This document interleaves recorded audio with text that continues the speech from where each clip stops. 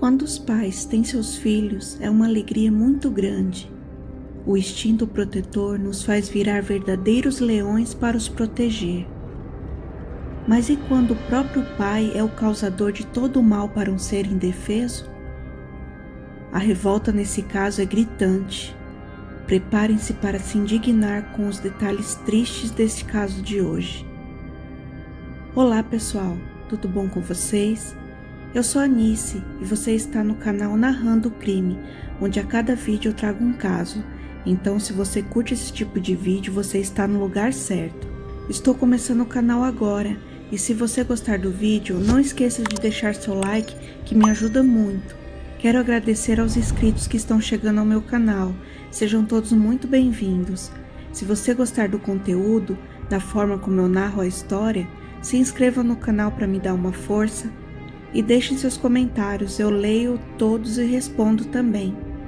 E agora, prontos para explorar o lado sombrio da humanidade? Então vamos lá. Jânia Carla Conago e Marcos Itiberê se conheceram e se casaram. Não consegui saber ao certo em qual ano foi, mas era mais ou menos início da década de 90. Já era o segundo casamento de Jânia, e ela tinha 2 filhos do primeiro casamento. Não passou muito tempo, ela e Marcos Itiberê tiveram 2 filhos, o Marcos Filho, que chamarei de Marquinhos, e a pequena Gabriela, nascida com 2 anos de diferença um do outro.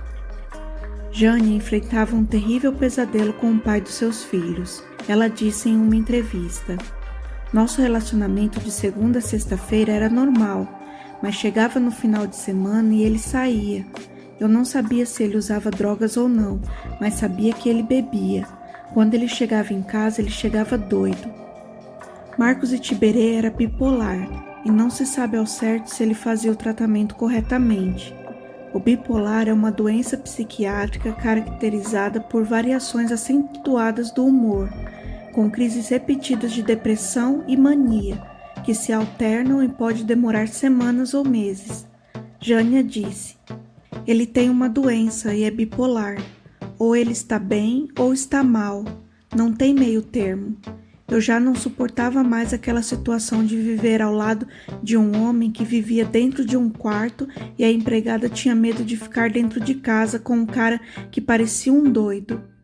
Eu só não me separei antes porque ele falava que no dia que eu o largasse, ele me mataria e mataria as crianças." O histórico de Marcos Itiberê era bastante complicado. O próprio irmão dele, chamado Leonísio, afirmou que o irmão tinha problemas psiquiátricos, dizendo que ele tem um histórico de dependência de drogas e que tomava remédios fortíssimos. Os episódios de terror passaram a ficar cada vez mais graves, a ponto de Jânia dormir de roupa, pronta para qualquer coisa, pois não sabia o que ele podia fazer. Ele colocava o revólver na minha cara e dizia que ia me matar. Às vezes eu também acordava com uma faca no pescoço. Com os filhos, Jânia disse que ele era um ótimo pai. Ele levava ao médico, dava comida, fazia comida, cuidava. Mas com ela era esse pesadelo.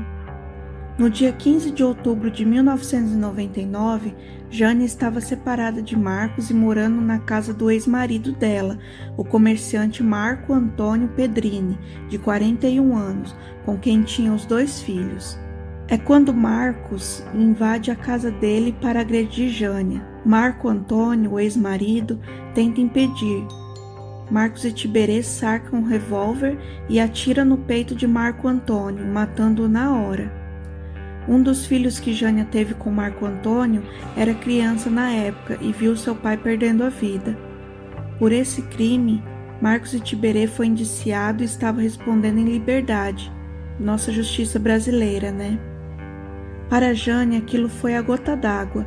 Mesmo temendo por sua vida e das crianças, ela precisava fazer algo. Ela não podia viver assim com esse homem. Então, deu entrada no pedido de divórcio. Marcos Itiberê ficou enfurecido e fazia de tudo para reatar o casamento, mas Jânia estava decidida. Alguns meses se passaram desde a morte de Marco Antônio e Jânia, que morava agora em Vila Velha, Espírito Santo, colocou seus 2 filhos, Marquinhos, então com 9 anos, e Gabriela, com 7 anos, no transporte escolar. Ela se despediu deles e foi trabalhar. Mas na hora de voltar da escola, eles não apareceram. Jane então ficou enlouquecida sem ter notícia dos filhos.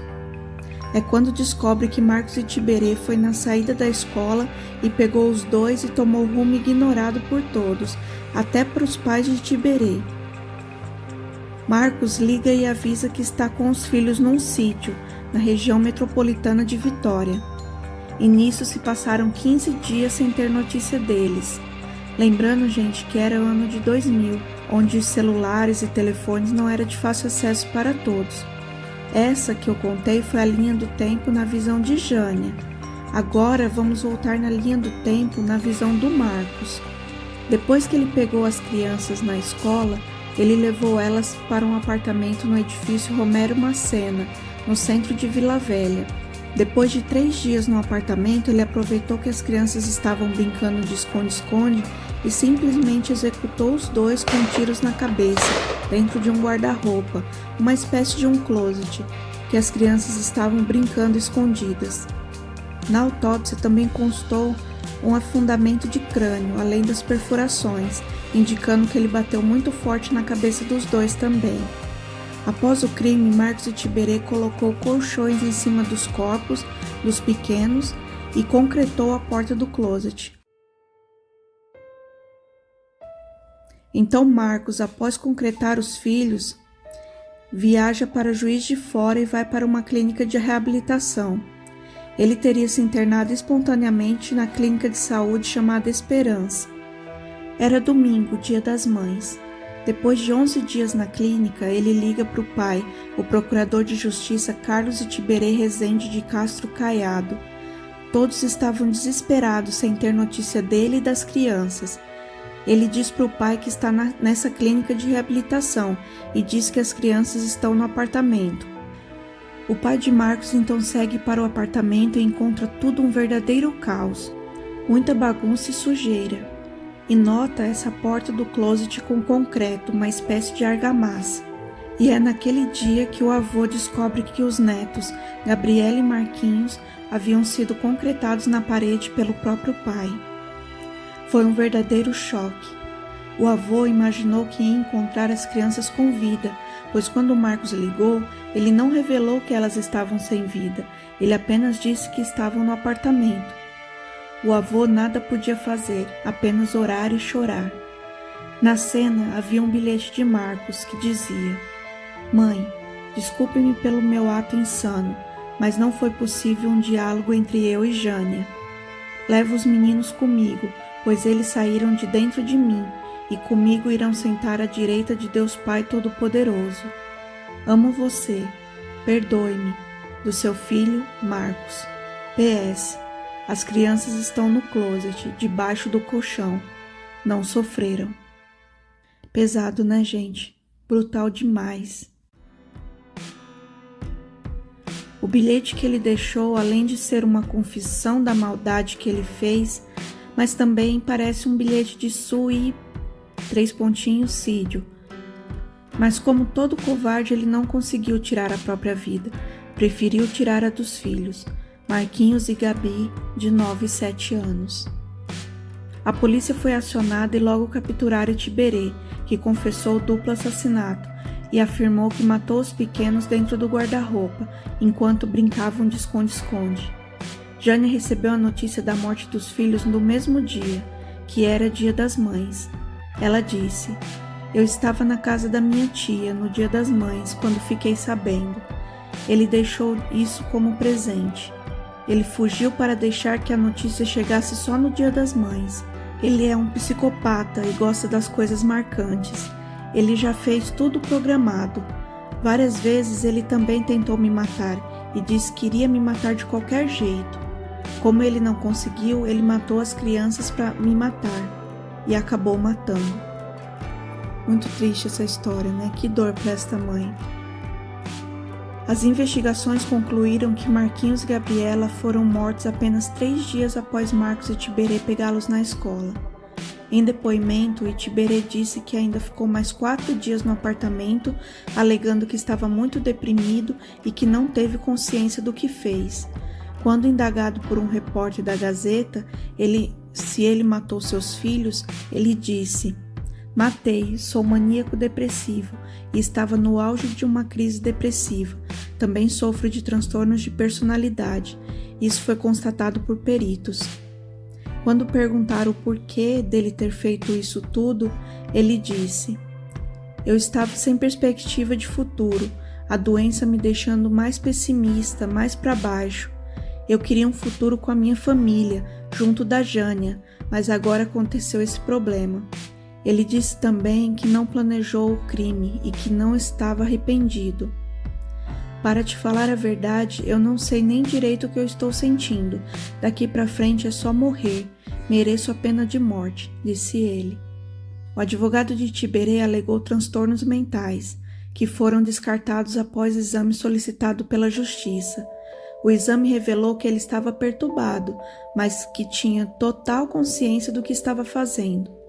Após uma rápida passagem pelo manicômio judiciário, Itiberê foi transferido para uma penitenciária de segurança média em Viana, Espírito Santo. Depois foi transferido para o Instituto de Reabilitação Social, o IRS. Ele recebeu uma pena de 51 anos de prisão. 11 anos após sua prisão, Itiberê conseguiu fugir do IRS, colocando medo em Jane e sua família, que tiveram que ser levados pela polícia para uma casa de endereço desconhecido para protegê-los. 2 dias após a sua fuga, ele foi encontrado por marinheiros boiando próximo à Ilha das Pombas, em Vitória. Ele foi reconhecido e foi entregue para a polícia. Itiberê estava com o tornozelo machucado e precisou ser levado para o hospital. Ele disse que, como sempre teve bom comportamento, na noite da fuga ele foi para a parte desativada do presídio e pulou o muro com a ajuda de lençóis amarrados, formando uma espécie de corda, conhecido como Teresa. Disse também que não precisou da ajuda de ninguém para fazer isso. Marcos Itiberê deixou uma carta com um colega de presídio, onde admite a culpa na morte dos 2 filhos. Ele disse: "Após 11 anos e 10 dias, ainda choro muito pelo ato praticado, mas as pessoas não acreditaram na minha reforma íntima. Outros tornaram o caso pessoal e não aceitaram o que fiz, inventando 1000 pretextos para não conceder-me benefícios legais." Na mensagem, ele ainda diz que a ex-esposa sempre foi uma mãe dedicada e que não tem nada a ver com o crime. O criminoso culpa problemas com o pai e com o cunhado como motivo do crime. Ele diz: "Se existe, além de mim, algum culpado, foi Jânio e meu pai." A última notícia que eu encontrei desse caso foi em dezembro de 2016, onde a Justiça pede novo exame para avaliar a liberdade de Marcos Itiberê, que já havia sido avaliado por uma equipe de presídio de segurança máxima de Viana, mas o exame não foi satisfatório para que a juíza pudesse deliberar pela progressão de pena. Marcos Itiberê segue preso até a data de hoje, 23 anos após seu crime brutal.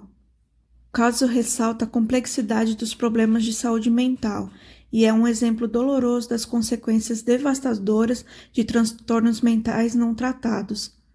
Esse caso é um daqueles casos que, mesmo sabendo que a justiça está sendo feita, mesmo assim a gente não aceita. Para quem acredita na justiça divina, é a única coisa que podemos nos agarrar.